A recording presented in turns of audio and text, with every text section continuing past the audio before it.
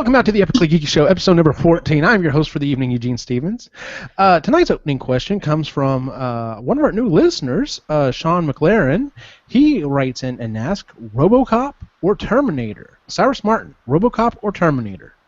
Wow, that's really good. Well, I don't know. That's a tough one. That's tough. Jesus Like, Christ, here we go. both of them are tough. On the one hand, you have a machine covered in flesh, and on the other hand, you have flesh covered in machine.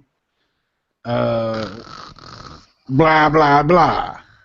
Do you want this or not? RoboCop has a gun. Your answer, sir. Hey, are you gonna let me answer? RoboCop has a gun. I'm letting you answer. I'm trying. Look, every time I talk. No, you go ahead. RoboCop has a gun that comes out of his leg. So that's. And that is the penultimate thing right there. That's what wins it. Penultimate? Yeah. Yes. The penultimate. I need a T-shirt that has that on the front. You're just giving a short, precise answer. Yes.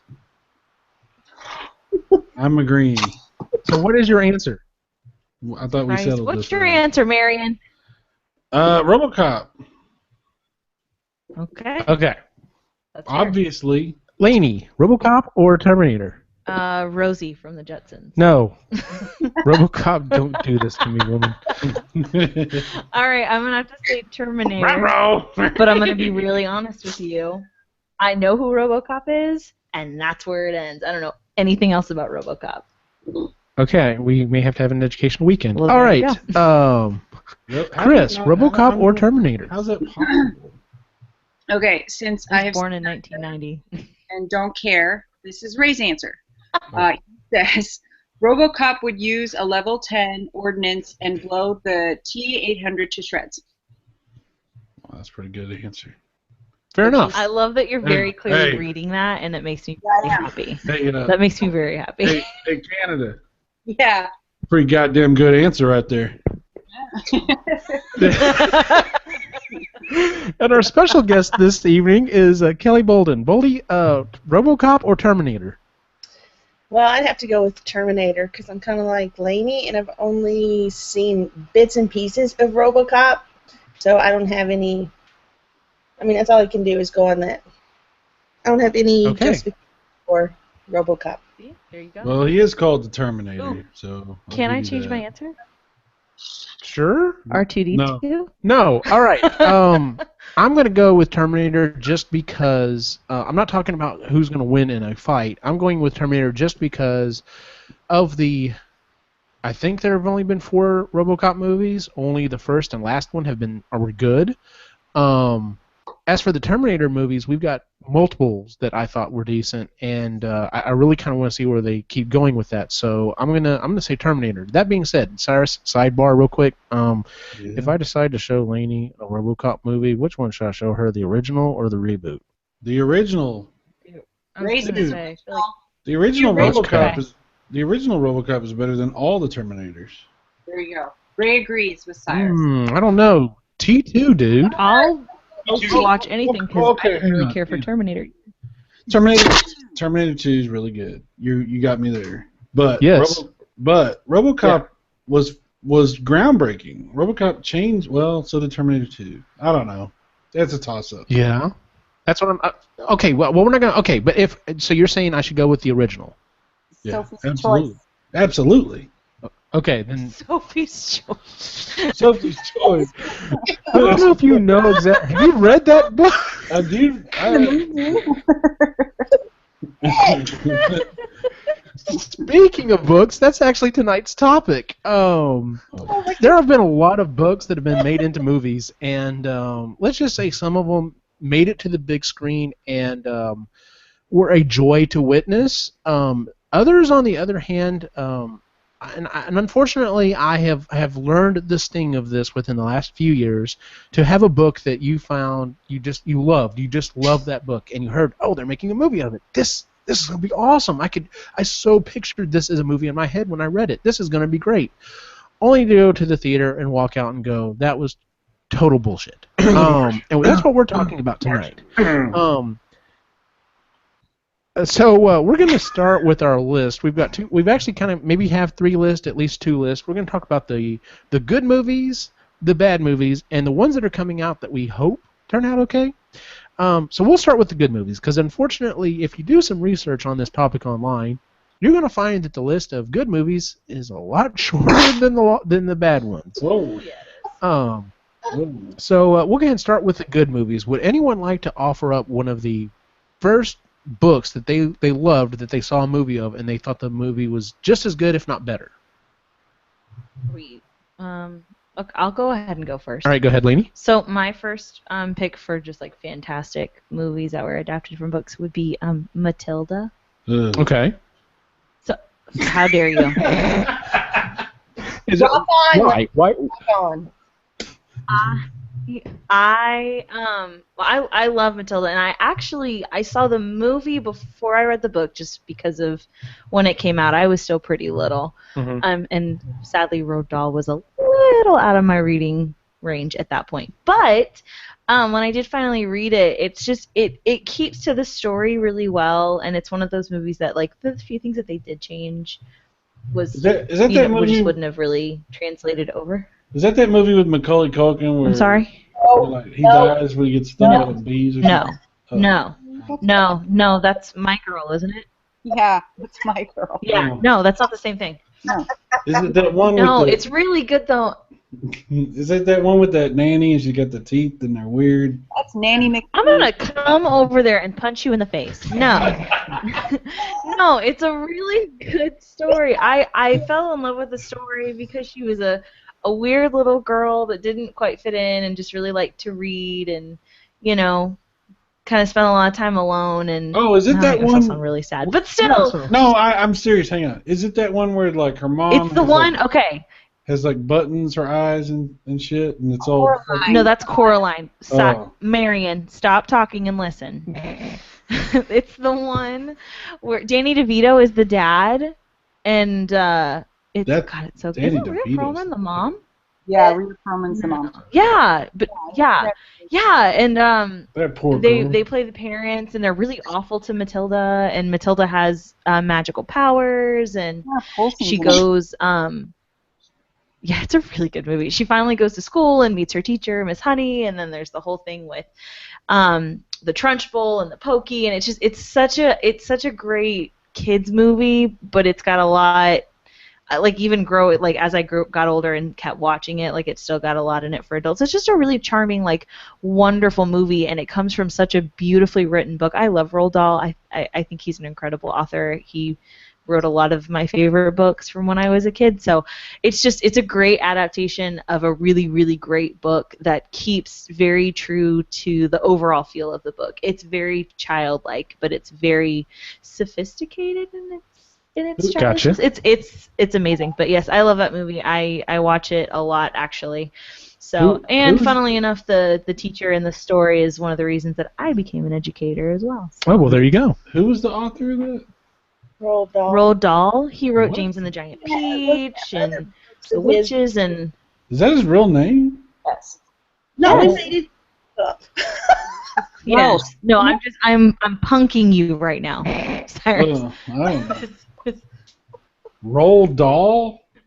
Yeah. Roald. He Roald. also did Charlie Dahl. and the Chocolate Factory, which is also a movie. Yeah, and Charlie and the Chocolate Factory. I never And the mentioned that book. BFG is coming out this year. I don't know if that's a real name. Oh, Lord. Well, would you like to go next, Cyrus? Oh yeah, let's see what you got. Yeah. Bring it. All right. That's great. Awesome. You know what I thought? What's funny is Cyrus and I attended when we met, we were in college and we were doing radio and television production, and there was this thing that you never ever wanted on radio, and it was called dead air. Yep. Yeah. Oh, radio, that ancient media. Yes. I wish I thought of that. I think one of my favorite books to movies is Misery, the story that Stephen King wrote. Okay. I thought that. I mean, it was one of those one of the first ones there where he did something that was more like a drama than a horror. I mean, it had horror in it, but it wasn't necessarily a horror story. Right. Yeah. And the movie did a really good job of capturing, the characters and the emotions and everything that they were trying to do. I think Kathy Bates got an Oscar nomination at least. Mm-hmm. Yeah, great movie, I and think she did too. Actually, I think you're right. yeah, put her on the map. This I don't know this. Yeah, maybe you know the answer to this. You may not. I'm actually going to bring up Stephen King's books later on. Do you know what his opinion of the movie was? Because it tends to be whenever the movie's actually pretty good, he tends to not like it for whatever reason. The ones that he thought were better adaptations of his books tend to not be the better movies. So do you know how this one falls down on that scale, or do you have any idea? Nah, I really don't know. I mean, Okay. Stephen King's one of those authors that he's a genius, but you get the good, you get the bad, and you take them both. No, but you know what I'm saying? And then you have. Yeah. Life. Yes, exactly. I'm gonna say something that's kind of maybe we should have done strange. TV theme songs tonight. I'm gonna say something that's kind of strange, but I think Stephen King is a lot like George Lucas. No, I see that. No, I totally see that because you He's could like, say I have a Lucas great doesn't idea. No, it's understand. Like he comes up with a good idea, but then doesn't either quite understand it or at least know how to finish it off or where to go with it. And that's one of my criticisms. I love a lot of Stephen King's books. Don't get me wrong, but unfortunately, the ending he doesn't always. Well, that's tend because to land. he's You know too what I mean? he's too sentimental about his own characters. That's the problem with Stephen King. He doesn't want to kill them off completely. He doesn't want to end the story. So that's why he has such a hard time with the endings, because the ending is not what he spends his time thinking about. He doesn't want to end, but he has to. So I think he intentionally torpedoes his own endings, because I think he doesn't really want there to be endings. I don't know. I find that really fascinating, the way that writers just get so If you, connected to these characters that they create. he actually wrote a book it's called On Writing, and he talks about the writing process, and it's actually very good. Really? And he actually reads the book if you listen to it on Audible, and I recommend listening to it because just listening to the way The only he thing does is his stories is interesting. the only thing is the ending is really bad. That's true. The ending did kind of suck. God. Chris, you want to jump in next? Sure. Alrighty. This one is a TV series, but I love the books so much that it's Outlander. And I've read the first 3 Outlander books, and the series, which is on Stars, is just so good. I love that movie with Sean Connery, Outlander. No, different one. Oh. But it's such a... Yeah, these are books by Diana Gabel. I can't pronounce her last name. Anyways, she wrote the first one in 1991, and just, they're so good. The books are amazing, and then the series is so true to the books. It's awesome. Mm-hmm. I love It's it. called Outlander? Outlander. Okay. Huh, cool. Kelly, what's your first one? Boldy, sorry. Bolden. Something. Killer! Well, I sat there, and as soon as I started to think of one, then I had this like domino effect of like 3 million, it seemed. So it was hard to pick one that I thought like was, the best ever. And again, it's going to probably be an obscure thing, but having always telling the kids the argument that you've got to read the book before the movie. So that's what I went for. And one of the books that I have loved dearly forever is Memoirs of a Geisha. And you probably have never, any of you probably don't even remember the movie. I remember when that movie came out. I remember when it came out, but I don't Mhm. remember the movie. No. I didn't see it. I was a little too young to watch it at that point. Beautiful story, and it was tried and true toward the novel, and so I have to give it the overall best accolades for that. But so I guess that's the number one for me that I think. But for as far as popularity and for ones that you all probably know, there's another old one, and it goes back to a kid's novel, and that's Mary Poppins. Oh, but the original had way too much sex. Yes. I love Mary Poppins, but P.L. Travers was like unhappy with that even Right. after it was released. She was And crying in the theater. Right. And if you compare those two together, but based on just, if you didn't see any of that particular history of it, then Mm-hmm. still Mary Poppins. And she still has the magic bag. It's a really good adaptation. Yeah. It's So, a really good adaptation. I agree with you. It's very well done. They cut out all I'm going to step in here with my next one, and like Lainey on this pick, I actually saw the movie first before I read the book, and actually it wasn't. It's a graphic novel if we're going to be correct about it, but I know what you're gonna say. yeah, Scott Pilgrim versus the World. Oh, boy, I listened to here a we lot go. of comic book podcasts and There sorry, we go. and We're gonna have to start taking bets on how many times he mentions it. anyway, they kept going on about how good the movie was compared to the comic, and I was like, okay, well, I'm gonna have to check this out. So I went, watched the movie, fell in love with it. We went over this before during the show, and then I was like, well, I've got to read the book now.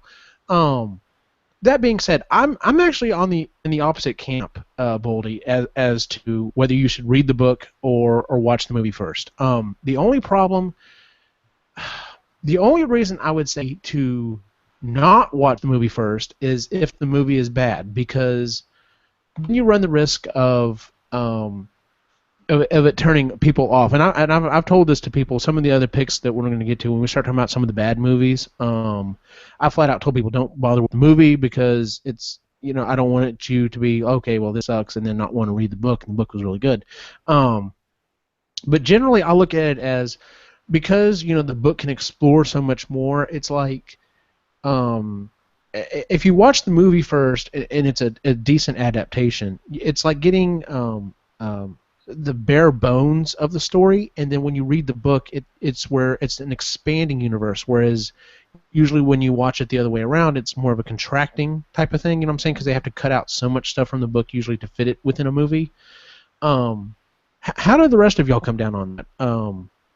Watch the movie first or read the book first? For me, it really depends on the book, but I prefer to go in reading the book because I there's some okay. For example, this wasn't on my list, but when I saw the first Hunger Games movie, I felt a lot more comfortable having already read the book, knowing exactly what was coming, and I still experienced the movie in a very real and intense way, but I didn't. I don't know. It was just there's something for me about really comforting about having all the information already before I go in. Okay. And I like to kind of compare and contrast how they, do it on screen and how it read to me in the book and how it made me feel in each. So. Okay. But I'm overly analytical and I do that. Chris, where do you fall on this? Read the book first or watch the movie first? I find that if I read the book first, I'm overly critical of the movie, and I'll be like, that wasn't in the book, nope, that didn't happen, and I find myself not enjoying the movie as much because I get really judgy about it. But if I watch the movie first and I like the movie, then I get really excited, I gotta read the book. And then I find that I like the book more because I watched the movie first. Sai, where do you come down on this? Read the book first or watch the movie first? Well, there's certain books that I don't even want to read because, I enjoy the movies so much that I'm like, if I read this book, I'm gonna I'm gonna not like this movie as much. You know, like for instance, The Lord of the Rings. You know, I'm not reading them damn books, but I like the movie. You know, but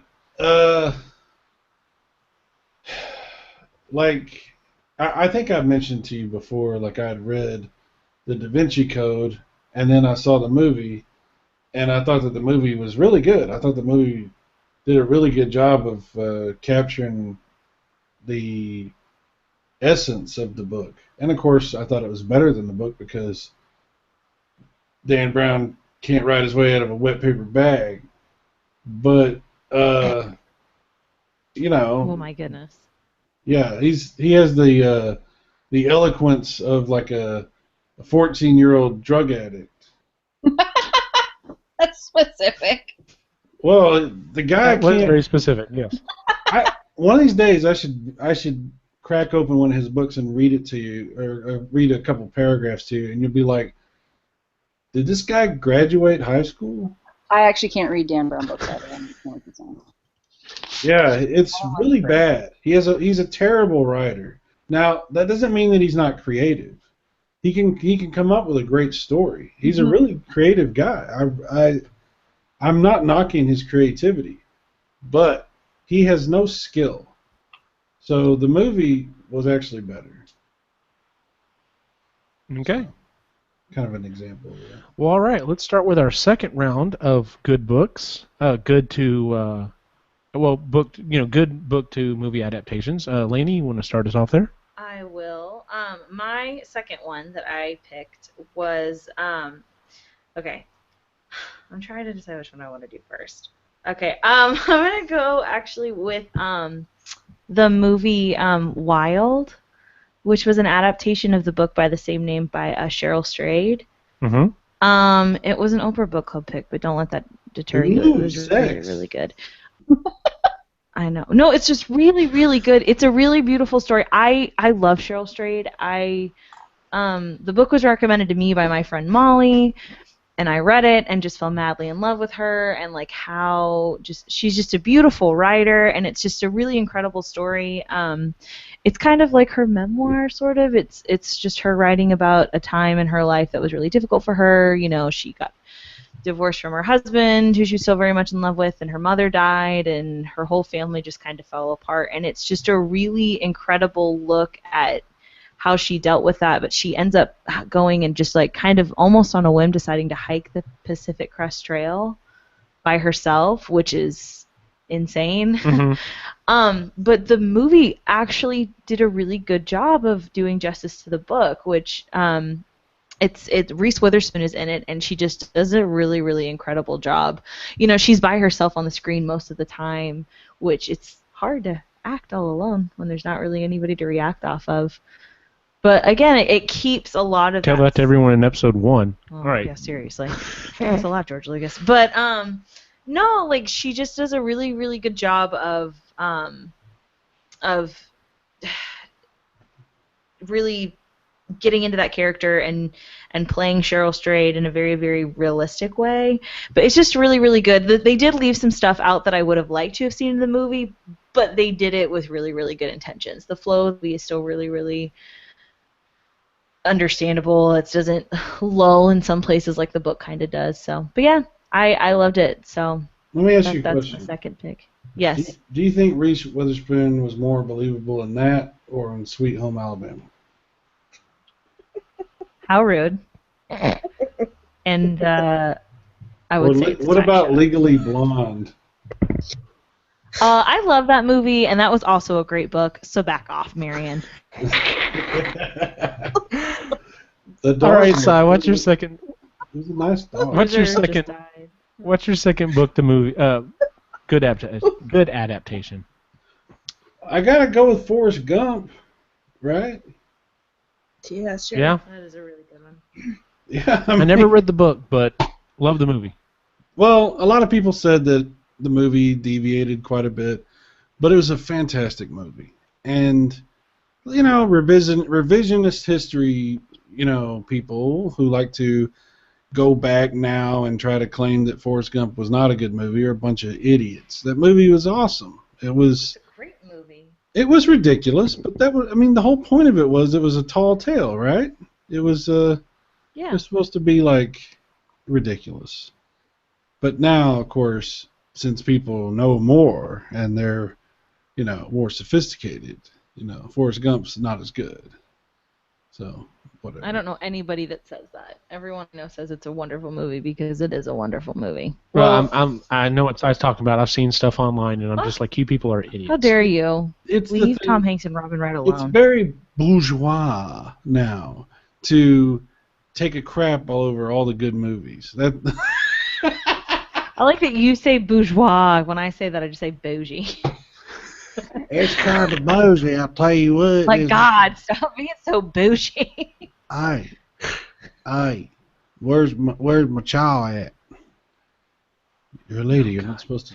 Never mind. Jesus Christ. All right, Chris. What's your second Dig choice? us out of this hole, Chris. Oh, good Lord. Okay, I have to admit something. I was not a reader until I was about 28 years old. So my list is very, very short because I haven't read a lot of the books or any of the books you guys have talked about. That's fine. I know, I was writing, I'm like, God, I need to read more books. So I need to read more of these. Harry Potter. I've read the first 4, and I watched all the movies before I read any of the books. And I love J.K. Rowling. I want to be her. She's amazing. I just love the way she writes and just everything. And I love the movies because of how visual they are. And everything's just everything. I love it all. It's all very smart. And I want the kids to read it like I'm trying not to cram it down their throat, but I sort of am. Because I want them to read it. You can read it to them at night. That's what I would do. I'll read it to Quinn, but my daughter Logan, she'd rather read it herself. But I think that's understandable. It's British for her right now. She can't quite do it just yet. But I love the Harry Potter books so far, and I have to read the last 3. So. Now I have a question. Yes. Do you have like a specific adaptation that you like from the series? Like, was there one movie in particular that you liked more than the others that you thought was like most true to the series so far of the ones that you've read? The ones that I've read, I like the first one the best. Really? I do. This is the first one that I read, and it's introduced me to her, right? Her writing style, and that was like in the mix of when I was really into writing, and so I like that one the best. I love it's a really like very sweet, succinct story. Like that could have been its own book. It wouldn't have needed to be a part of a series. Like Harry Potter and the Sorcerer's Stone is just a very, very well written book. That was before all the love triangle and. There is no love triangle. Go away. Don't you taint this. You were she said taint. Chris, you said y'all were watching Doctor Who, right? Yes. Okay, just let the British just keep seeping in yes, slowly. All You'll of get the there British. eventually. All of it. First of all, I'm not making that up. There was a love triangle. No, there wasn't. Yeah, There wasn't. Reader, there's a love triangle. There's not really a love triangle. What is? Well, you weren't sure for a while in the movies. Like there was the wasn't a thing love with triangle. the redheaded kid liked the chick, and then the Harry Potter, she kind of liked him, and then it was No, she didn't. They were friends. Is there what like You're talking about Ron and Hermione and Harry because it's very hard to take your argument seriously. Wow. Okay. Pretty sure that was in there. I thought maybe he was talking about like Ron and Hermione and like Victor Crumb, maybe, but Yeah, but if there was ever a love triangle, they're all very brief. Like it never lasts for very long. I didn't say it lasted long. no. Everybody calm There's like down. a couple of books there. You act like, Oh my god, that's another thing. you act like I just walked That's into another the thing about church and took a crap on the floor. For fuck's sakes, You kind of did. God damn it. Damn it, son! Oh, And you're all screwed. Dishonor. you can't take you anywhere. Dishonor on you. Boldy, what's your next pick? All right, my next one has to be Lord of the Flies. Oh. Oops. Yeah. Harrison Ford. What? Wasn't he in that? What book did you say? Those are the flies. Lord of the Oh, Lord of the Oh Flies. my I god. thought he was in that. Oh my God, you know what? I'm exposing you all to so much culture right now. So I just looked it up. There's some movie that looked like that on the cover at the video store. I thought Yep. it was the same movie. I Look don't it know. up. You have to excuse my friend Cyrus. He's a little tired. And hi. Lord, Lord of the Flies.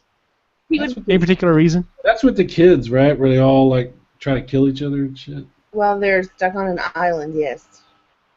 That's And horrible. it's a basic survival of the fittest. Yep. It is a And weird it's raw book, as man. porn for children, so. Yeah. Freaking kids.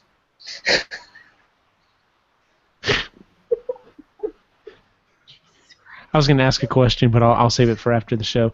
My next pick, I actually had to do homework on this yesterday. I took a little time. I hardly ever sit down to watch movies, and I loved this book. I read it. Let me go back real quick. When I say I read, pretty much all the reading I do is through Audible. I don't have time to sit down and actually read a book, but I love listening to books, especially if you get a really good reader. But I love listening to books on I guess you'd say on tape, but it's Audible. It's all files. But anyway, The Martian is wonderful. And when I heard that they were making it into a movie, once again, that's one of those times I was like, oh my God, this is going to be great. And I just hope they were going to do justice to it. So I actually sat down for the first time and watched the movie adaptation of The Martian. And it is so good. They nailed everything from the book. The few things that they did change, I can sit back and say, I see why they changed it, because it would be more entertaining for as a movie than it would be in the book. The things that they cut out, the things that were not there from the book, I also see why they dropped those things. It's and I think that's one of the key things to making a good book to movie adaptation is you can change a few things here and there, but it has to really stay true to the spirit of the book. If you're gonna make some kind of a deviation, it's got to stay true to that book. And we'll get to that in just a minute when we start talking about these bad adaptations. But yeah, the Martian was. If you saw the movie and have not read the book, read the book. So good. And if I you read was the book, so disappointed. There was no aliens in that movie. okay, I'm going to share something, and I probably shouldn't share this, but I'm going to share this anyway, especially considering Boldy is here. Boldy works with my wife, and I didn't know what you were going to say. she was having a conversation with another employee, and they were talking about the Martian before it came out, and my wife, not thinking about it, came up and asked, "Is that based on a true story?" And then proceeded to text or call me. I can't remember what she did, and my jaw just dropped. I'm like, really? Hey, you know what? We've all made asses out of ourselves before. Yeah. I mean, No, and believe me, sometimes- I have. Sometimes we say things that are just so dumb, like so incredibly dumb, that you couldn't possibly fathom that it would really come out of our mouths. I mean, everybody has said horribly dumb things like that. I mean, just absolutely moronic statements. Building up. to She's not. something here. She's not going to go back and listen to this side. You're pretty much just kind Yeah, of. you don't have to defend her. I'm not. So.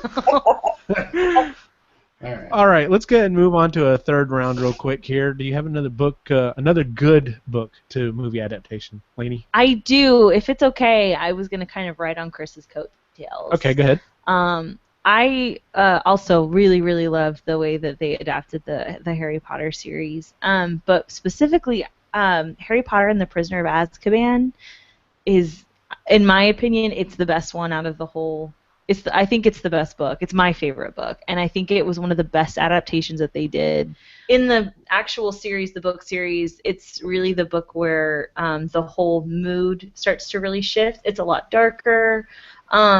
has some darker themes in it. It's when you get to meet Sirius Black, and he's wonderful and perfect. Oh, perfect cinnamon roll. It's just too good for this world.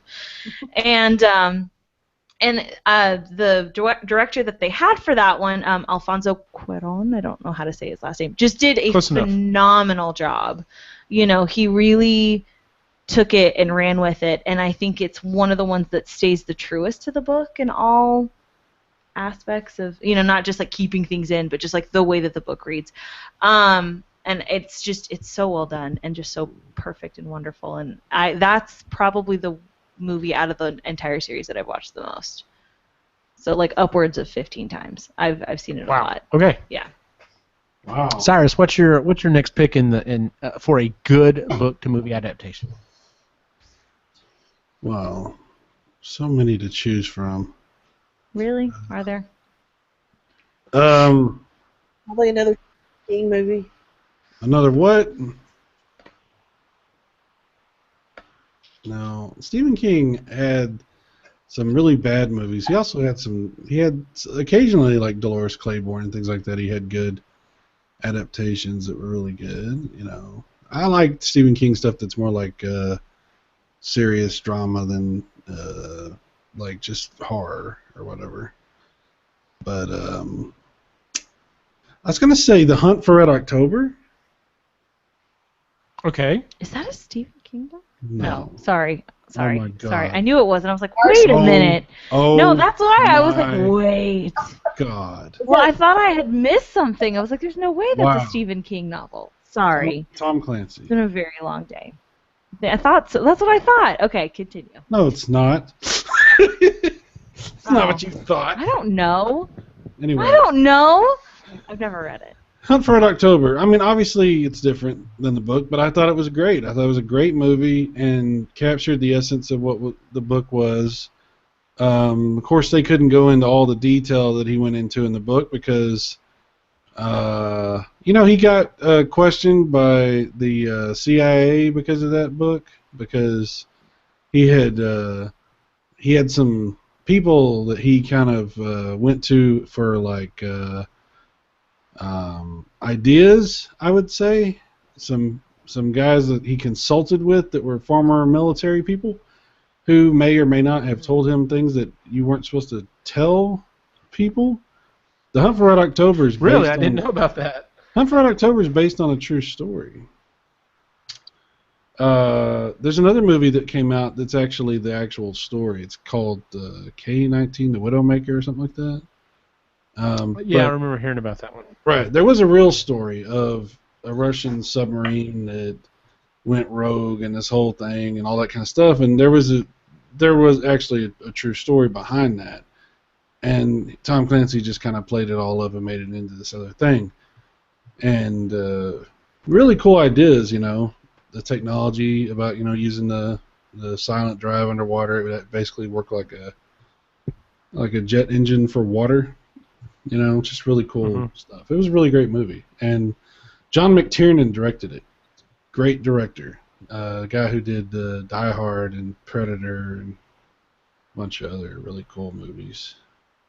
So, yeah, great movie on its own right. Agreed. When are we getting to the bad ones? Chris? We're gonna get around to it in just a second. Sai's ready. I know, right? He's coming for blood. Ooh. Chris, what's your next one? I had this book read to me when I was in my grade 12 philosophy class. And my teacher was very monotoned, and he read it really fast, but I really liked it. And then I watched the movie when it came out. It's The Hitchhiker's Guide to the Galaxy. Oh, cool. And I love that that movie. And we've seen it, both Ray and I have seen it, I don't know how many times. And it's awesome. And the kids have seen it a couple of times. And it's one of those movies I could keep watching over and over and over again. And we have the complete work of movies I need to go back and watch. Yeah, we have the complete works of Douglas Adams here at the house, and I have to reread it again because it was so long ago. But I remember really liking the premise of the story, even though my teacher was a horrible reader and just very monotone. Didn't break her process or anything. That's like how that. good the book is, right there. And then Yeah. they went and it was like this, and they kept going, and then they wouldn't Yeah, stop. like that. Really, really fast. And just Ugh. very monotone, but I liked the idea of it. And You yeah, know it's- what? You just brought something up that used to drive me crazy when I was a kid. Whenever we were in class and there'd be a story we're all reading, and like you have to read like 2 paragraphs, and then the next kid reads 2 paragraphs, and then Oh, then the next kid couldn't Yeah, read. God, Shit. I would always like Ugh. I would always like whenever it was my turn, I would overdo it, trying to like make it That was me. dramatic and like make it really cool and stuff, just because they pissed me off so much with their Yes. and then Yeah. That's not reading. because This I is was so reading, nervous to read jackass. in front of everybody. So I would be too. the kid mumbling and not really coherent or audible, just to get it over with. We should do that. We should have a story we all read, and then me and Lainey can show all you up. Okay. Well, to be fair, Bolden and I both actually kind of almost do this for a living. Read books aloud to people. I'm way better. Okay, then you're invited to come to the library. And Yes. Hey, if you doubt that We'll I'm good bring at my this, class in. hey, You can Come keep on. their attention. no, hang on. I can prove that I'm good at this. I will. You send me a calendar date that you can come and read to some little kid. We'll send you that link to sign up for library time. Look up my audiobook. Look it up. I'll set you up. Look it up. You said with any book. We're not going to do your audiobook. No, we're going to pick one. No, you can't do his audiobook. He did do a good job reading it, but no, that's definitely not appropriate for kids. No, not my book. I just was saying I could prove I could do it. I'll read whatever. I don't give a crap. I'll read your little foofy crap with your Matilda or whatever. Yeah, there you go. That'd be perfect. That would be a perfect book. You would have all the voices of every character in that book. Yes, you have to make the narration sound like Danny DeVito, otherwise it doesn't count. No, they're all going to sound like rednecks. No. Oh, God. That would not work. Which, by the way, if you have not watched the quote-unquote first episode of Duck Hunt Dynasty on YouTube, just look it up. Boldy, what's your next book? The next book is it's another chick flick, but I'd have to go with The Help Okay. Oh, yeah. by Catherine Stockett because it was very true to the book and put all the essential events that really, drove the characters to be who they were in there. And so I'd have to say that's one of the best ones. I heard that was really good. Well, now you're going to have a reason to watch it. Or read it. Yeah. Aloud. Yes. I will watch the To words. me and Bolden. He's gonna stream it.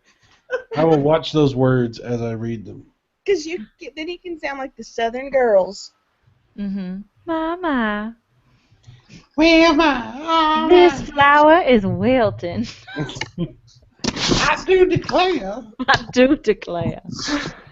My third choice on this, I'm gonna go with True Grit. No offense to the Duke. I like John Wayne. I liked his movies. But everyone will tell you, True Grit, the John Wayne version of True Grit is not that book. In fact, the reason why the quote-unquote remake was made just several years ago is because someone actually saw their directing and was like, they could make an excellent job of this, and literally offered money. I want you to remake this book, the actual book, not what Hollywood did to it. I want this book made into a movie. And that's why we got that remake of True Grit. And if you have not watched that movie, oh my God, it is so good. It is hands down one of the best westerns I've ever seen. It's all right. Screw you. Real quick, we're going to get to the bad ones here in just a second. Are there any other ones that anyone would like to mention? I'm going to throw out two real quick. I've read all of the Hunger Games books. I did not care for how they ended, but I have read all of the Hunger Games books. That being said, I did not really care for the first movie that much. I don't like the way that they adapted it. I think the second book, on the other hand, was adapted very well. Catching Fire movie adaptation was done really well, stayed really true to the book. The other thing I'm going to say is, it may lead into a different conversation, but there are a few times where I've actually liked the movie better than the book, and Jurassic Park clearly falls into that for me. I watched the movie before I read the book, and then I'll be honest with you, I like what they did in the movie better than what they did in the book. The book is drastically different. And I don't know, maybe it's just because I fell in love with those characters, or just the visual representation of them on the screen. Plus, I mean, being a kid and seeing like real looking dinosaurs online, or on the screen, was awesome. Still awesome to this day. Yeah, I actually like the movie version of Jurassic Park better than I do the book. But and I know that's probably heresy for a lot of people, but No, that happens though. yeah. So those are two of them that I want to throw out there. Are there any other really good movie adaptations of books that you want to throw out there? Twilight. No. Get out. Shut up. Don't say that word to me, Melvin. And don't even say 50 Shades, because that's even worse. Oh, God, don't get me started on that I one. will say this for 50 Shades. The movie, but everything about that is total crap. But the movie did save people from a lot of the shit she had in the book. That is very, you know what? That is a valid point. So, because there was a lot of it all the time. Oh, The God. movie did spare people from that. Yeah, God. I will say that. Well, I guess with that, let's go ahead and move on into our list of bad. That's just bad to bad. That was a bad book to a bad movie. That's in a category all by itself. Yes, that's just, dear God, why? So let's go ahead and move on to the bad movie adaptations. Lainey, you want to start us off? Yes, I do. Go for it. All right. So, my first pick, and I'm going to preface this by saying I actually liked the movie. I just think it was a horrible adaptation of this book. Okay. That would be the most recent film adaptation of The Great Gatsby. Oh, good one. Yeah, Okay. Baz Luhrmann redid it a couple years back. It's got Leonardo DiCaprio and Tobey Maguire and Carey Mulligan, all really, really great actors that I like a lot. And I like Baz Luhrmann's work. Everything that he does is just very opulent and like over the top. So it seems like it would be a really, really perfect fit for the book, which I hope everyone's read The Great Gatsby. It's a classic. It's a great book. F. Scott Fitzgerald's just wonderful and perfection. But the movie itself, it was just so... It just droned on and on and on, and it just wasn't very well done. And even with like the really, really good acting that took place in it, because there was some really choice acting that happened, it didn't feel right. It felt more like you were watching like a really, really, really long music video than an actual like movie. It was too much. It was like a movie that had like 50 Instagram filters on it, and God, it was. But I had really high hopes for it too, because like Jay-Z helped like cultivate the soundtrack for it, so I was really hoping it would be great. And the soundtrack is great. In fact, they even put out like a purely like jazz selection soundtrack from the movie, and that was awesome. But everything else about it was just awful. I have to confess something. Going back to one of our conversations earlier about being in school, I hate The Great Gatsby. I hate The Great Gatsby. I hate the Scarlet Letter. That's terrible. Every ounce of my being. Great And the Gatsby's reason why so I hate that book is because I had a horrible 7th grade English teacher, and that's when we read it. You should and to reread this day, I've honestly thought about going back and trying to reread it, but just the name of it immediately makes me think of going back to those 7th grade classes, droning on and on about what color represents this and what's Green. that, and I'm just like, I don't fucking care. I'm So sorry. it may be a great book, and it may be a book I may actually enjoy, but I don't think I'm ever going to give it a chance because it has been so soured in my mind from that 7th grade class, and that sucks. If you reread it, I'll reread it with you, because I'm due to read it again. Out loud. Yes. Yes, out loud. I'll read it out loud. Cyrus Martin. So I can read it to you. The Great Gatsby. All right. I think, Si, you're next. A bad adaptation. The Golden Compass. Oh, no. I've never seen the book nor read. I almost said read the movie. I've neither I've done never both. seen the book or read the movie. Or read the movie. I ain't never done. But yeah, seen all that I book. heard was hatred on that Yeah, that movie was when on it came a out. lot of lists.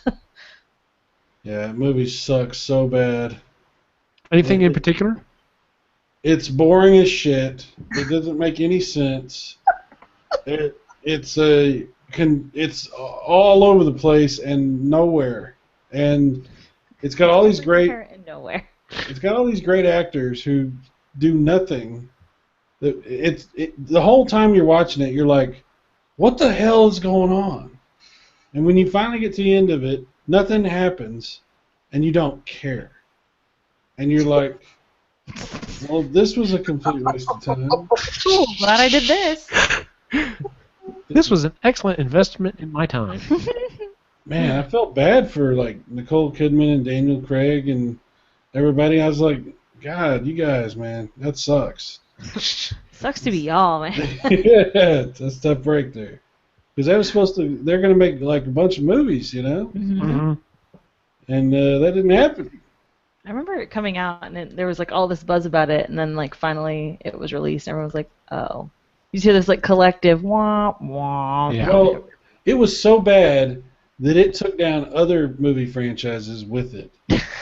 Like, what happened to the Narnia stuff? That's true. Yeah, the Narnia Chronicles stuff. Yeah. After the Golden Compass, it all took a nosedive. Nobody wanted to go near anything even remotely like that shit. It's fair. Yeah, and that's sad because I liked the Narnia. I was hoping they were going to continue on with it, and I know there's been talk here and there about either trying to continue or trying to reboot it. But did you say you liked the Narnia? yes, that's what I said. I liked the Narnia. How about that? I liked the Narnia. That one was. That's. I'll get me a T-shirt with that made up on it. I like the Narnia. I like that Narnia.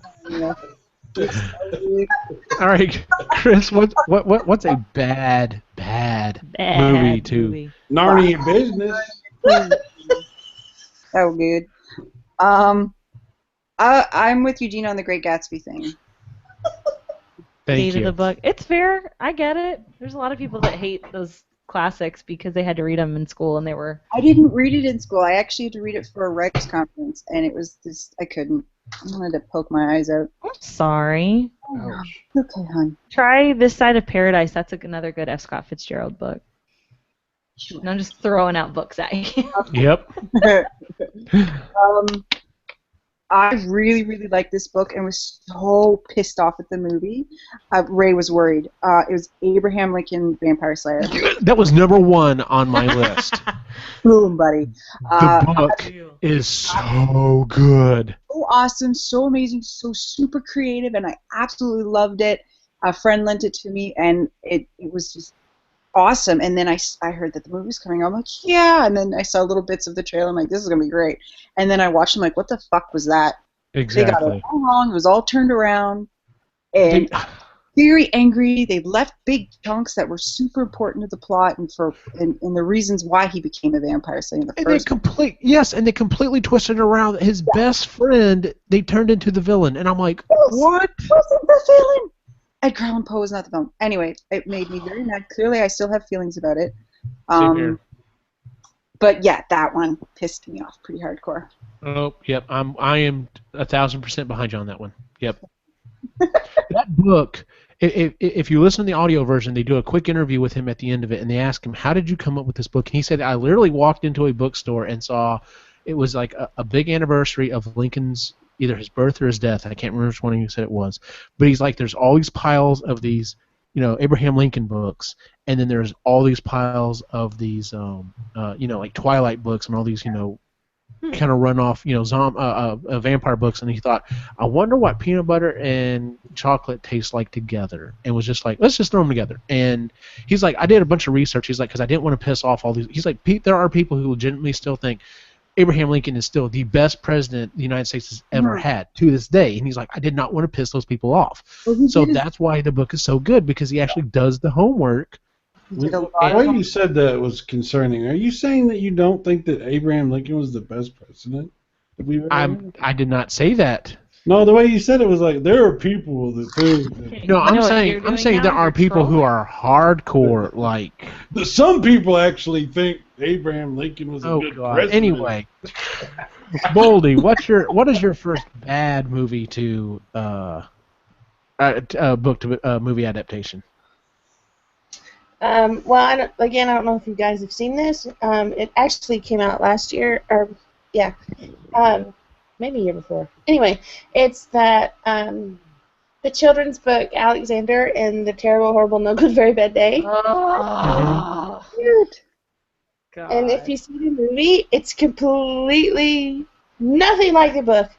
And I just thought that it was just a piss poor job. So It was awful. yeah, the book's way better. Such a good book. It's a classic book. Yeah. I remember seeing it, or seeing that the movie was coming out, but I think I even asked about it, and Boldy, I think you're the one that told me that no, it's a book, and yeah, it's pretty popular, and I'm like, oh, okay, so. It was very much one of those books that Disney said, hey, I'm going to just throw this in there because we don't really have anything on the docket coming up in the next couple months. That's what it was. It was for it was either for the summer or fall winter movie game, and I was trying to judge how well I thought it might do at the box office, and that's why I was asking, is this based on a book? And when I heard it was based on a book, I thought, oh, well, it may do okay. It may already have a following before it hits the theater, so okay. But I think that's the worst. When it's a children's book, when you're Right. going to take it to instill in children these ideals of, okay, it's based on a book, but then you go and it's nothing like Like the whatsoever. Except that the kid's name is Alexander. Ugh. Built on lies. Well, since Chris mentioned my number one on my list, my number two on my list is a movie that just recently came out. I'll be honest with you, I did not have high hopes for it, specifically because of Abraham Lincoln Vampire Hunter, and that is another book that I read. I think it may have been the book I read right before it or right after it, and that is Pride and Prejudice and Zombies. Oh.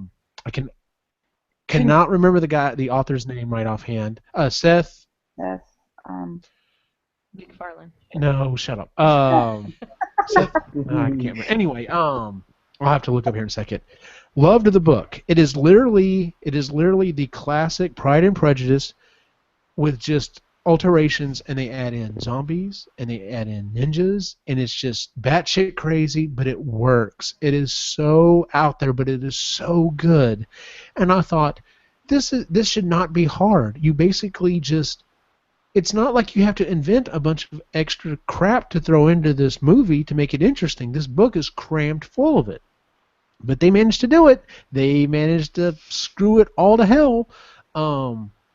I mean, the only redeeming quality of that movie, the only reason you should go watch that movie is if you are a fan of the 11th Doctor, Matt Smith, go watch it because his role is hilarious. He is the only redeeming part of that movie.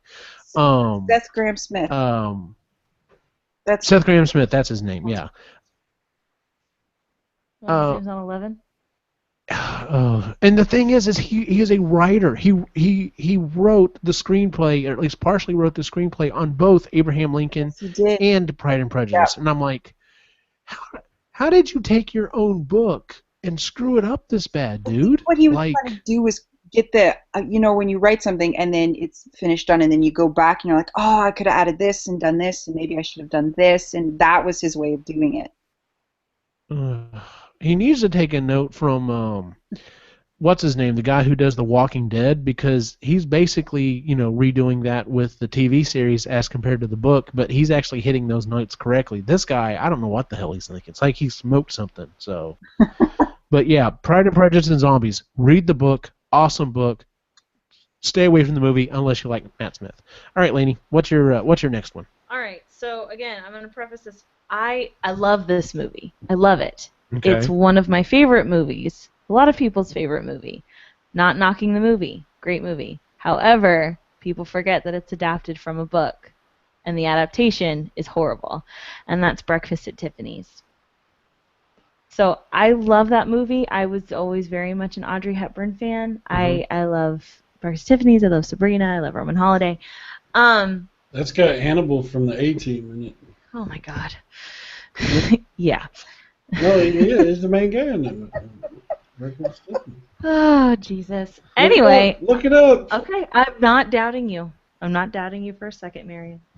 But, yeah, the people forget that it's based on the book by Truman Capote. And if you research it, Truman Capote was actually never really happy with the way that the movie turned out. He originally wanted Marilyn Monroe for the role. And there's just something about it. I already take issue with the fact that I feel like a lot of people watch the movie and don't really look at it as a whole. They just kind of look at like, oh, look at Audrey Hepburn. She's so beautiful and wonderful, and she has all of these wonderful things, and she's so fabulous. But that's not what the movie's about. Like she's a very, very scared, very, very lost, woman who's just kind of trying to figure everything out. And she's a call girl. People don't even look at that, and she's almost too sophisticated to really portray the character of Holly Golightly effectively.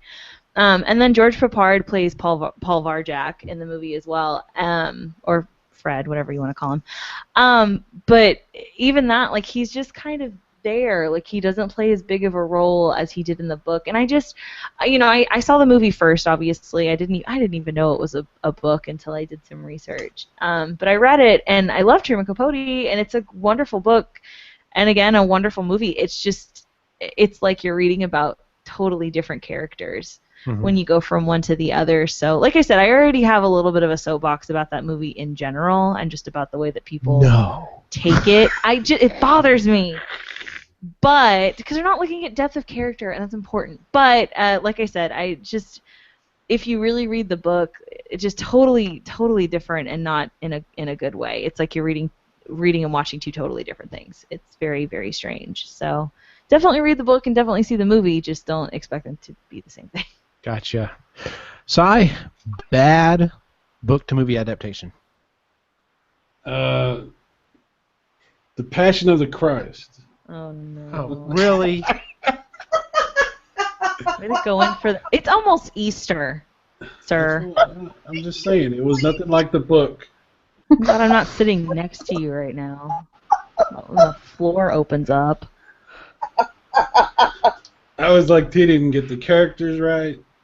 Like, they added a bunch of crap that wasn't even there.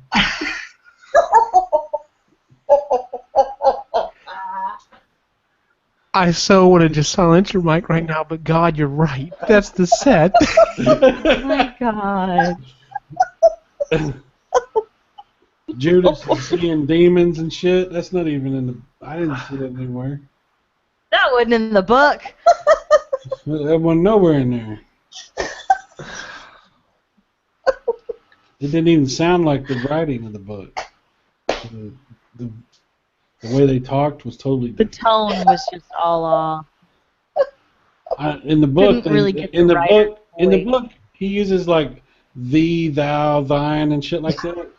In the movie, it's like It's not fucking shit in there. Arabian bullshit. I can't even understand.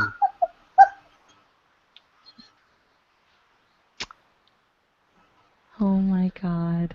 Chris, what's your next bad movie adaptation? I don't want to follow that. I don't. Well, do you want me to go next? America. I'm kidding. Jesus. Okay. So I really like YA books, especially paranormal Yes. fantasy YA books. And Cassandra Clare writes. I love Cassandra Clare. She writes really just awesome characters and really great backdrops, and the plot's great, and she's really, really, really well researched. And she writes this series of books called The Mortal Instruments. And I've read all 6 books, and they're really great. So when the movie was announced, I'm like, yay! And then I started seeing casting. I'm like, oh, okay, maybe I'll give it a few. And then I saw the movie. I'm like, Uh-oh. this is shit. They've skipped stuff. That's important. And if somebody were to watch this that had never read the books, it would be almost confusing as to why the characters were doing certain things. And yeah, I hated it. And now it's a That TV sucks. show. I have this. And now it's a TV show. It tanked at box office, but for some reason, that was a reason to make it a TV show. And I they have cast a really it good on- visual of Chris like gently putting down her popcorn at the theater because I don't think that they would throw it because it's Canada, and just like politely walking out of the theater going, I didn't enjoy this at all.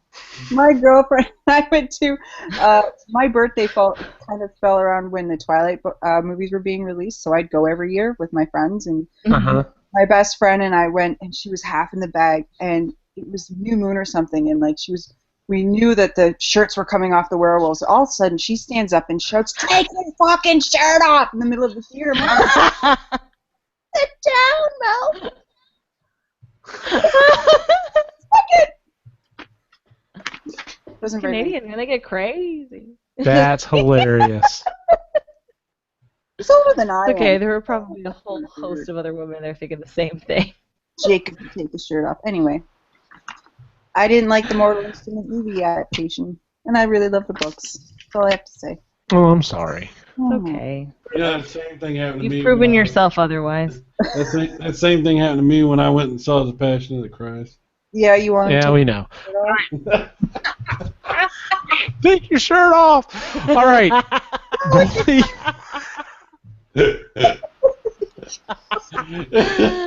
No. Oh, gee. Bully, what's your next bad movie adaptation? Well, it's kind of a compilation, but A what? Compilation. it's a compilation. That's one of them compilations, I'll tell you what. You goddamn, you, It's, you, just find me a weapon. alrighty. Now, it's a compilation. Any movie that has used this particular author as its foundation has sucked tremendously, and that is any movie based on a Dr. Seuss novel. Ooh, good call. Good call. Or- Ooh, not a I novel. love when Boldy goes off on her Dr. Seuss rant. Do it, You Boldy. go, girl. You go. Any of them. The Cat in the Hat. I love Okay. this. Okay. Okay, now are we talking How- about just the live action, or are we talking about the animated ones?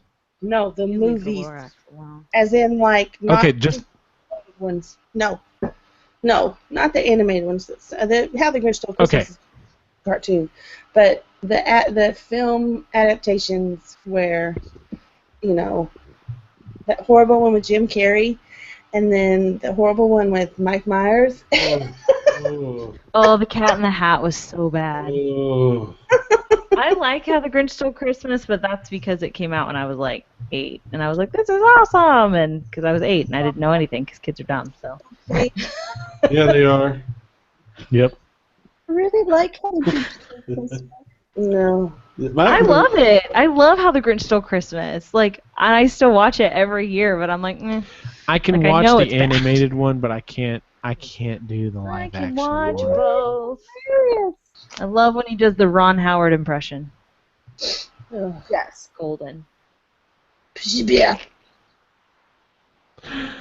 My next one is yet another movie that I was extremely hopeful for, and this is a movie. There's a big trend, and I think it's still kind of going on, where let's take a book and turn it into multiple movies, which from one standpoint actually kind of makes sense because there's so much stuff usually in the book to try to translate to the big screen. You need a lot of time to do that. So this is a book that I honestly could. I mean, just reading it, you're like, okay, this very clearly could be 3 movies, and that is World War Z. This book should have been 3 movies. It should have been before the zombie war, during the zombie war, and the cleanup after the zombie war. It's when I read it, it is just it's wonderful. By the way, if there's ever an audiobook that I would say you need to listen to over reading the book, it is this, hands down. The people who perform on this book, I'm gonna have to pull it up real quick just so I can run through some of the list here, is just phenomenal. But anyway, so there was this. The book came out. I read the book. I loved it. It was so good. And then I heard, oh, they're making a movie of it, and I'm like, okay, hopefully they're going to do exactly what I'm thinking, because Hollywood can figure this out. This should not be this hard. Yeah. Now, don't get me wrong. I went and watched the movie, and the movie is okay for being a zombie movie, I guess. If we're going to put it in a genre of, for movies. Just saying, okay, well, it's a zombie movie. What did you expect? I can look at it and say, okay, that's fine. Whatever. It's an all right zombie movie. But comparing it to the book it is night and day. It's literally there's maybe one character, one specific line that I remember from the book, and the rest of it is completely made up. And it's just like, what? Like, how the hell did you get this from that? You literally, found the name of a book that has a huge following and said, okay, we're going to turn it into a movie, and then it did nothing with it. Like, I don't think anyone even read the damn thing. I'm trying to find the damn list of people who are readers on this book, because they are insane. Okay, yeah. So Max Brooks is the one who actually wrote it and is the interviewer on it. He's Mel Brooks' son, which is kind of odd because you've got Mel Brooks, who's known for comedy, and Max Brooks writes one of the greatest zombie stories ever. But Alan Alda, Carl Reiner, Dean Edwards, Mark Hamill, Henry Rollins, John Turturro, Rob Reiner, Steve Park, Frank Kamen. You would not believe the voice cast on this thing. It is awesome. You he had to have called his dad and was like, "Hey, Dad, can you help me? With some of these people reading this book?" But yeah, the book is just wonderful. If you like zombie movies and you want just kind of a brain dead, popcorn munching, just go sit down and watch a movie, it's fine. Go watch the movie, but don't expect it to be anything like the book. The book was so good, and the movie was just meh. So. Can I be super honest with you? Yes. I never read the book and never saw the movie because the trailer didn't interest me at all. Mm-hmm. I didn't even know that was about zombies until right now. Really? Yep. Well, that's one of the major things that they changed, because in the book, it is very scientific as to why zombies act the way they are and how we would actually fight them. Whereas in the movie, they're running, and that's not possible. I won't go into all that. That's really scientific. Anyway, but yeah. So World War Z, awesome book. Movie. We'll just run around here. Does anyone have any other standout bad book to movie adaptations they'd like to mention? Lainey? I've got one. Go for it. The Lovely Bones. Okay. Fantastic book. Such a great book. Horrible movie. Oh, God, it was so bad. I'm so glad I didn't waste money seeing it in theaters. I think we rented it from Redbox or something. I don't even remember if that was a thing yet, but I couldn't even finish it. It was so bad. It's like the acting, bless their hearts, those actors are trying as hard as they could. They were just given horrible source material. Like, it was just awful. They tried to turn it into this weird thriller, but it's not really a thriller. Oh God, it was just so bad. It's so stupid. They took okay, so it's about this young girl, and she's murdered, and part of the book, well, most of the book takes place with her basically up in, it's not really heaven, it's not really hell, it's not really purgatory. She's just in the afterlife. Okay. But she's stuck because of what happened to her, because no one can really figure it out. But it's not really like a murder mystery. but basically her dad, it's interesting because it kind of shows the dichotomy of what she's dealing with in the afterlife and then what is left behind after she's gone with her dad. But they like took what was going on with her dad and turned it into this whole like, now we gotta figure out who the murderer. It's so stupid. Oh my god, it was so bad. It's kind of like Clue, right? Where they're running around and. Clue is fantastic. Shut You shut your up. dirty horse mouth. Oh my god. But yeah, just don't even definitely read the book. Don't bother with the movie. It was so stupid. Plus, I don't like Marky Mark in serious roles. Okay. Ooh. Cyrus, any other standout bad book to movie adaptations you can think of? Battlefield Earth. Oh, I never saw that movie. All I've heard is garbage about it. Well, it was based on one of the greatest books ever written, Dianetics, by our Lord and Savior, L. Ron Hubbard. Oh God, really? Oh my god. Who has ascended into the next level and is looking forward into the future for all of us. Where's that mute button? Where did the mute button go? You need to go clear. You need to go clear, okay? Why are you trolling me? Why are you trolling our listeners? Why are you doing this? I'm gonna bring over my king rings, and we're gonna make sure you go through you get clear because this is ridiculous. Okay. All right. I'm putting you in the Sea Kingdom. Chris, any other standout bad to book movie adaptations? Yes. There's Veronica Roth's Divergent series. Ooh, good one. yeah, those Good were one. bad. Good I one. loved the first two books. I hated the third book. But, Man. but the first two I loved, and Ray loved Divergent. them, got me onto them. And then we watched the movie, and was like, this is stupid. They had no chemistry. It was just very flat.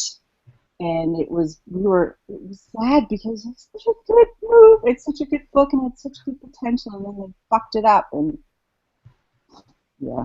That's Meryl Streep is in that movie, isn't she? Who is?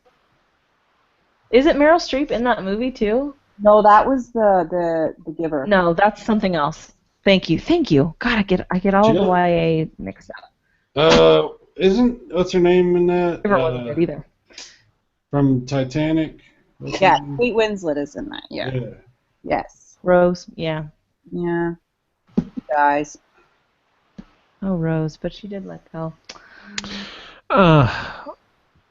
Boldy, any other standout bad to book movie adaptations? No, not that we haven't. The worst ones I think we've mentioned. But that does make me think. She just mentioned The Giver, and that's a case where the book is so magnificent that I refuse to see the movie. So you can always make that. That's smart. You can always make that argument with some people too. But sometimes you just cut it off and say, I don't think that any type of adaptation would do it justice. Because that's a very Gotcha. well, the themes in there are very profound and very you really have to do a lot of self-reflection, and I don't think that a movie would allow that. It would, kind of steal the whole significance of it. So, but that's all I was going to say, because when she said that, it made me think of that type of perception that some people might have. Very good point. Okay. I like that. That's a very astute observation. Oh, she's a librarian. Yeah, she is. The librarian. The last two I want to bring up. War of the Worlds. War of the Worlds is one of the first books I ever read that I just absolutely loved. I loved War of the Worlds. When I heard that they were making this into a movie, Tom Cruise, I can take him or leave him, but Steven Spielberg, I'm like, yes, Steven Spielberg is doing one of my favorite books ever. And then I watched it and I was like, this sucked. I was so disappointed in that movie. They made it a family movie. They added kids, and it didn't have to be all that. Yeah, I stupid understand. kids. They were just they're trying to, make it more broad, to a wider audience. But I did not care for Spielberg's War of the Worlds. And then the last thing I want to bring up, going back to one of the first things we said, was Stephen King. There have been some good Stephen King books to movie adaptations, and they tend to be the non-horror ones. The Green Mile, for example, is a phenomenal book and movie. But the one that stands out the most, my good friend Lewis came over and said, "Dude, I just watched this movie and you're gonna love it. It's awesome." I'm like, "Okay." So he's like, I don't know if I pulled it up on Netflix or what. And we sat down and we watched it. And I remember we were in this house that I live in now. We were in this house and we watched the movie. And at the end of it, I literally looked at him. He turned to me and said, "So what did you think?" And I will never forget the only 3 words that came out of my mouth was, "What the fuck?" And that movie was Dreamcatcher. I will never let him live that down. That movie was such garbage. I didn't understand what the hell was going on half the time. The book may actually be decent, but I refuse to read it. You know what? I feel bad. I feel bad for Lou because he was trying to share with you. And he really was trying to share with me, but it was a horrible share. He thought it was good. Si, if I walked up to your house and was like, "Look, here's dog poop. You don't like dog poop, right? Have some dog poop." You would be like, "No." That was what this movie was to me. It was like him coming to me and saying, "Here's dog poop. It's awesome." No, it's not awesome. This movie was dog poop. So you're saying, in every sense of the word. You're saying that you did him a favor by correcting him, making sure he knew. Trying to, but to this day he still says that movie was not. I think he's changed it to that movie was not that bad, and I still say that that movie was absolute garbage. He was trying to share. Can I make an really? Can I make an addition to that? Yes. It's not World War Z, but I just had this thought, and I wanted to point this, or any Stephen King thing, but I just thought about this and I wanted to point it out. They had a weird thing in Hollywood there where the big fancy thing to do was take like self-help books and like advice books and turn them into movies. AKA, he's just not that into you and what to expect when you're expecting. Can we just not do that ever again? Because that was bad. Preach it, sister. It was just bad. Like, I just wish that had never been a thing. It's like, let's take these books that are, one of which is accurate and really helpful, and the other one of which is stupid and ridiculous.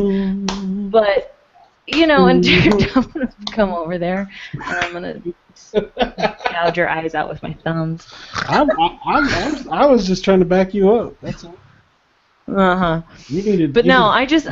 never understood that, making a plot out of something that doesn't have a plot and using it as like the vessel for a really generic, stupid chick flick.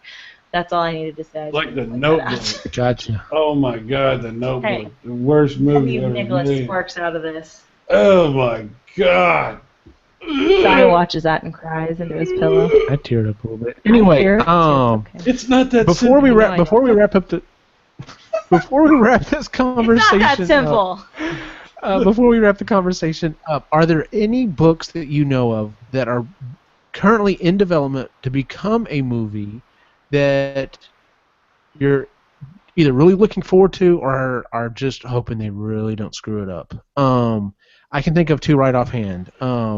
One of them was actually a pick that Lewis actually made a week or so ago when he was on the show, and that is Ready Player One. If you were a child of the 80s, this book is so good. I have high hopes for it because the way it's written is very cinematic. The problem is because it pulls from all areas of 80s nostalgia, they're going to have to either sign a lot of release forms to use a lot of these different properties in the book, or they may have to substitute some here and there. And if they substitute some here and there, that's fine. But I've got high hopes for it. Steven Spielberg is signed on to do it, so his track record for me is about like 99%. So I've got good hopes for it. So. And then the other thing is the Dark Tower series. Apparently they are finally moving forward with the Dark Tower series. It's going to be interesting to see how they adapt that to to both TV and movies. I think that's still the plan. Is they're going to do 3 movies and 2 TV series, or vice versa. The big concern I have thus far, and I was talking about this with Cy offline, is what's his name? Who is it they cast to play Roland? Your mother. Oh man, my brain. I'm blanking on his. My brain. What is his name? No, the British dude, the black guy. What's his name? The guy that was Iris on the thing Elba. with the stuff. With Iris the hair. Elba. Iris Elba. Idris Elba. Idris Elba has been cast to play Roland Deschain. Aaron Paul. The only reason I don't have a problem with him playing that role, and it's not the fact that he's a black actor playing a role who Yeah, right. You're right. is white. Shut up. My problem is racially bound in it though. One of the main parts of that story, in particular the second book, is when the drawing of the 3, when they pull in Susanna Dean. She has a split personality, and one of her big problems is she's fighting the quote-unquote white honkies that are trying to, kidnap her and stuff. You know who I should don't play see her? how that's going to play. You know who should play her? Who? Reese Oh Witherspoon. no. Shut up. Get out. I don't see how that's going. It's just going to be odd how they're going to change that dynamic, because that was one of the central themes of that book. I don't know how that's going to play with her being pulled in and seeing him as Roland Deschain. Like I said, it has nothing to do with the fact that they're changing it. Which, by the way, Cy, one of the other things I heard is supposedly most of the stories are going to take place in our time, modern day. It's not this. How is that going to work? You don't have to worry because it's never going to happen. This damn thing will never get made. At this point, I hope at this point it does go under. It's just. It's one of those things they always talk about making and they never make. It's like that. What was that Arnold Schwarzenegger movie where they tried to make it forever and then they eventually just gave up. In the 90s, I can't remember the name of it. It was like Empire or something like that. I can't remember. I kind of know what you're talking about, but I'm not. There's movies like that. Yeah, I know he had a. Yeah. They spend millions of dollars in development. They cast them, and then they lose the cast, and they get a director, and they lose a director, and and it never happens. That's what's probably going to happen there. I wouldn't worry about it. There's no way you can do it anyway. Like I said, I loved that series. There's no way to do that. Which, by the way, going back to it, it's hard. I don't understand how. I mean, just trying to figure out how they would visually do it is be interesting. And I don't know if they would. I thought the ending was okay of the series. Granted, a lot of people feel, once again, going back to the whole thing about Stephen King not being able to stick the landing, a lot of people were like, wow, I read all these books and the ending sucked. But yeah, the ending did suck. It is what it is. Anyone else have any other people have any other books that they know of that's in development that they have high hopes for? Not that I know of right now. I have too many to name. Oh, okay. Bolden's up on all the latest. Oh, I know she is. So many. That's why we had her on. Bolden's read all of the books. I know books that I would like. Is there a standout that you can think of? Is there a particular book you can think of that you hope they do a good job of? When it comes to the theater. Yes, I really, really want them to do a good job on a beautiful story called The Light Between Oceans, and it's got Michael Fassbender in it, and oh yeah, that movie looks cool. Yeah. And this other beautiful actress, and it's an amazing story, and I can't even tell you the plot because it's that good. And I just really want them to do well with that. I saw the trailer. There's another one called Billy Lynn's Long Halftime Walk. And it's about a squad of soldiers that have come back from their deployment, and they go to a Thanksgiving Day football game, and they're all together. And the whole entire book takes place at the football game, and how each of them deal with certain nuances between each other, and and the I people love books like that. and the atmosphere and how they cope and how they deal with certain things. And I really want that to turn out well too. I'm And sure. of course, there's the BFG by Roald Dahl, but we'll see. I'm sure Hollywood We'll would like see. turn that into like, okay, so now instead of they're at a football game, they're on a secret mission, and Yeah, that's what ruin it. it's in Nazi Germany. And it sounds like the Dirty Dozen. Shut up. And So, I mean, But yeah, we'll call it the other thing so that people won't say it's another remake. Well, alrighty then. Let's move into our picks and pans. Does anyone like to go first? No.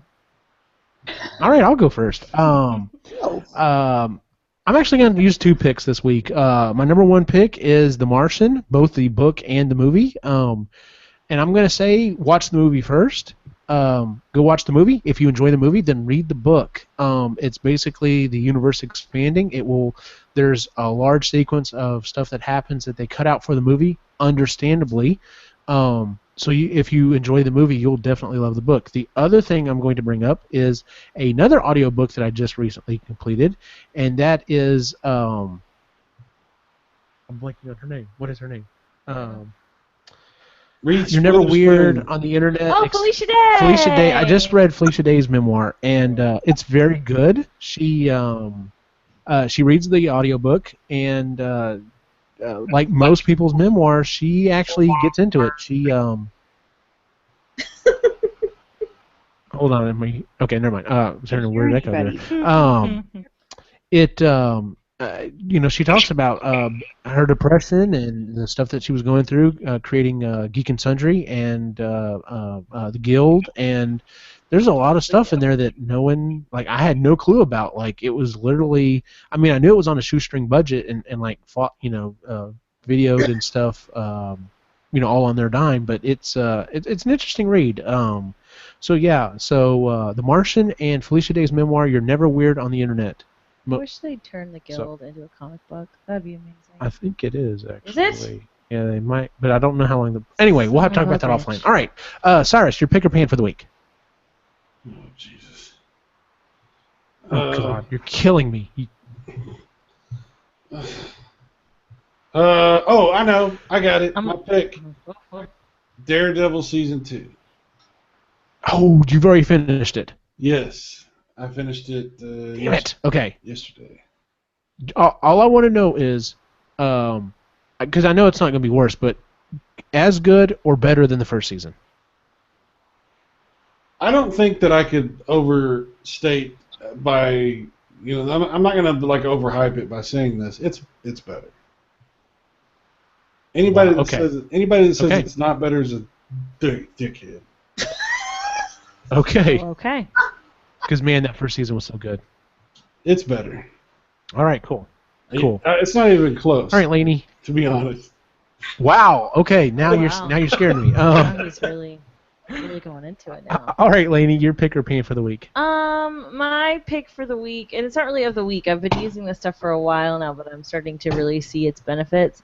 I decided to stop using this is about to make me sound super gross, but stop using regular shampoos and body washes that you normally buy in the store and started using exclusively Dr. Bronner's Pure Castile soap. And, yeah! So I've been using it for about 2 months now, and I've seen a total change. I use it for everything. I use it. It's my face wash, it's my body wash, it's my shampoo, everything. And you can literally use it for everything. No. What? Stop it. But it's really awesome. I love it. You can buy all the different scents, and it's really cool. And I started, in fact, over the weekend, I did a little experiment and tried out some of its other uses. So I used it to wash my dog, and now she smells like lavender too, which is pretty cool. You can use it as a household cleaner, so I use it as a household cleaner. It's amazing. It doesn't have any of the the really shitty chemicals that are in everything else, so you're not taking a chemical bath and putting all of God knows what on your body. But it's totally changed my hair. My complexion's better. It's amazing. So I made the switch, and I'm really glad that I did. It's fantastic. So I recommend that to anybody who's down to stop bathing in chemical tea. I have So. to send Well, okay then. Dun-dun-dun. Do what, Chris? I have to send you some links. Yes, please. Yeah. Please do. That was like All our right, first. Chris, what's your pick or That was like pick? our first commercial. That was impressive. It's good shit, Maroki, I'm telling you. It's good shit, man. What's your pick or pan for the week, Chris? I wasn't really sure, and then Lainey just said that, so that's my pick right there. I get so happy when I hear people switching from chemical shit to Whoa. awesome natural stuff that's so Yes. readily available. I haven't used, there's no chemicals in my house, and I haven't used chemicals on my body or my children's bodies. I have allergies to chemical fragrances, so for me it gives me a headache. Also, Quinn got a really bad chemical burn when he was little from the face and body wash I bought from Walmart because I was just in a hurry and picked it up, and he actually got a chemical burn and it peeled his skin. So yeah, so I always get super happy when people say, no, this chemical junk is shit. And I mean, in America, your FDA laws for what can be put into body products and makeup and everything is really, really lax. Well, that's because yeah, it chemicals- really is. That's It's because very, very lax. But they don't affect us. No. Yeah, because of all the shit we put inside of our body, apparently. But yeah, no, it's been cool. I like it. Which is awesome. I don't. They also make bar soap too, and they have. Yes. It didn't do well in my hair, but I loved it as a body wash, and you can also use it as a hand soap. You just put in one of those little pumpers or whatever, and it doesn't work with dishes though. Won't use it as a dish liquid. No, I didn't like it as a dish soap. I used it. I cleaned like the counters in my bathroom, and I mopped with it, and I actually did laundry with it not that long ago, and it was awesome. Yeah, Well, okay. it's good stuff. Yeah, that's my pick. Yay. Very good. Boldy, what's your pick or pan for the week? Oh, I don't have any great pick. Do you have a really good pan? Just make something up. Like, pretend like you read a book we've never heard of. Bolden's always reading like 15 books at one time. I am currently reading a book where you are the antagonist, and it's very difficult for me because Oh, wow. the whole time you're double checking your moral convictions, and you're thinking, I'm not going to make it through this book because I'm just going to throw it away. I'm a better person, but I'm still sticking with it. But It's kind of like House of Cards, right? Like you're. Oh my god, I love House of I've Cards. been watching that too, but I can't talk about it. Ugh. Well, there's your pick anyway. You can. Because my pick is that I'm in love with Doug Stamper. Ooh. No, you're not. Yeah, Ooh. yeah. I am in love with Doug Stamper. She says. All right. She says. No, you're not. Ooh. A little defensive there. Huh? A little thing going on here. Love triangle, just That like gives Harry Potter. not a There's the love throwback. If you enjoy the show, make sure to give us a 5-star rating on iTunes or Stitcher. There's a place for you to leave a review. Don't worry about writing a review. I'm the only one that reads that. Instead, make a list there of books that you thought made really good movies, and make a list of movie or books that you thought made horrible movies. Wizard of Oz. You hush. So anyway, you can find the website at Epically Geeky. You can also find it on Facebook and Twitter and on Instagram. We've got an Instagram account now. But where can we find our individual people online? Cyrus, where can we find you on the internet? VideoGameVirus.com, YouTube under Cyrus Martin, or of course at epicallygeeky.com. Lainey, where can we find you online? You can find me at It's a Laney Bird on Instagram and on Twitter. Again, I've been really crappy with using my Twitter, but I'm trying. I promise, guys. Chris, where can we find you online? On Instagram at Lake Life Mama, and on my blog at theimpostersyndrome.wordpress.com. Boldy, where can we find you online? You can find me on Twitter at Library Voodoo. What is that again? Library Voodoo. Library Voodoo. Not Barry. Library. Yes. Library Voodoo. Screw you. And you can find me at Optimus Gene on Facebook, Twitter, and Instagram. I know I've been saying it for weeks now about pictures showing up on my Instagram feed of working on the proton packs. I swear it's about to start happening. I finally got my hot wire slicer Dude, up and running. Shit, Instagram is so awesome. Yes, it is. It's so much and fun. It's really cool. Really cool. Really enjoy Instagram. yes, I'm glad you joined us, Cyrus. I lost my train of thought. So anyway, yeah, so you will actually start seeing pictures of the proton packs coming to fruition here. So stay tuned to that. For everyone on the show, have a good night. And we're out. Bada bing.